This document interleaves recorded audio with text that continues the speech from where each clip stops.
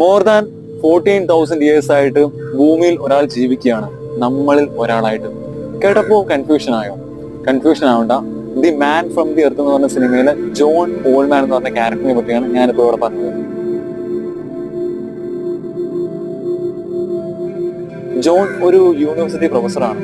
അപ്പോൾ ജോൺ തന്റെ വീട്ടിൽ നിന്നും മറ്റൊരു സ്ഥലത്തേക്ക് റീലൊക്കേറ്റ് ചെയ്യുന്ന പെട്ടി പാക്ക് ചെയ്യുന്ന ഒരു സീനിലാണ് സിനിമ സ്റ്റാർട്ട് ചെയ്യുന്നത്.